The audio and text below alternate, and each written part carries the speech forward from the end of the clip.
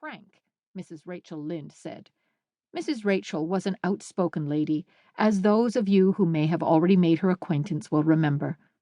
Mr. Harrison was certainly different from other people, and that is the essential characteristic of a crank, as everybody knows. In the first place, he kept house for himself, and had publicly stated that he wanted no fools of women about his diggings. Feminine Avonlea took its revenge by the gruesome tales it related about his housekeeping and cooking. He had hired little John Henry Carter of White Sands, and John Henry started the stories. For one thing, there was never any stated time for meals in the Harrison establishment. Mr. Harrison got a bite when he felt hungry, and if John Henry were around at the time, he came in for a share, but if he were not, he had to wait until Mr. Harrison's next hungry spell. John Henry mournfully averred that he would have starved to death if it wasn't that he got home on Sundays and got a good filling up, and that his mother always gave him a basket of grub to take back with him on Monday mornings. As for washing dishes, Mr. Harrison never made any pretense of doing it unless a rainy Sunday came. Then he went to work and washed them all at once in the rainwater hogshead, and left them to drain dry. Again, Mr. Harrison was close. When he was asked to subscribe to the Reverend Mr. Allen's salary, he said he'd wait and see how many dollars' worth of good he got out of his preaching first. He didn't believe in buying a pig in a poke. And when Mrs. Lynde went to ask for a contribution to missions, and incidentally to see the inside of the house, he told her there were more heathens among the old woman gossips in Avonlea than anywhere else he knew of, and that he'd cheerfully contribute to a mission for Christianizing them if she'd undertake it. Mrs. Rachel got herself away and said it was a mercy poor Mrs. Robert Bell was safe in her grave, for it would have broken her heart to see the state of her house in which she used to take so much pride. "Why, she scrubbed the kitchen floor every second day," Mrs. Lynde told Marilla Cuthbert indignantly. "And if you could see it now, I had to hold up my skirts as I walked across it." Finally, Mr. Harrison kept a parrot called Ginger. Nobody in Avonlea had ever kept a parrot before. Consequently, that proceeding was considered barely respectable. And such a parrot!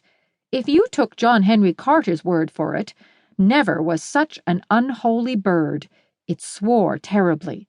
Mrs. Carter would have taken John Henry away at once if she had been sure she could get another place for him. Besides, Ginger had bitten a piece right out of the back of John Henry's neck one day when he had stooped down too near the cage. Mrs. Carter showed everybody the mark when the luckless John Henry went home on Sundays. All these things flashed through Anne's mind as Mr. Harrison stood, quite speechless with wrath, apparently, before her. In his most amiable mood, Mr. Harrison could not have been considered a handsome man. He was short and fat and bald, and now, with his round face purple with rage and his prominent blue eyes almost sticking out of his head, Anne thought he was really the ugliest person she had ever seen. All at once, Mr. Harrison found his voice. "I'm not going to put up with this," he sputtered. "Not a day longer, do you hear me, miss? Bless my soul, this is the third time, miss, the third time. Patience has ceased to be a virtue, miss. I warned your aunt the last time not to let it occur again, and she's let it. She's done it. What does she mean by it? That's what I want to know. That is what I'm here about, miss." "Will you explain what the trouble is?"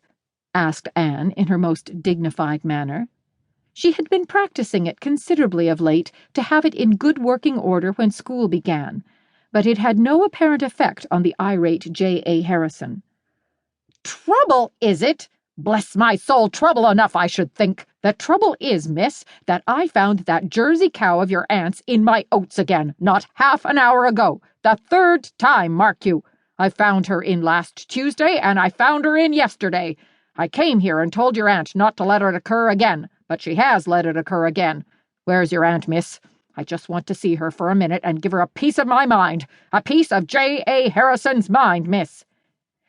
"If you mean Miss Marilla Cuthbert, she is not my aunt, and she has gone down to East Grafton to see a distant relative of hers who is very ill," said Anne, with due increase of dignity at every word.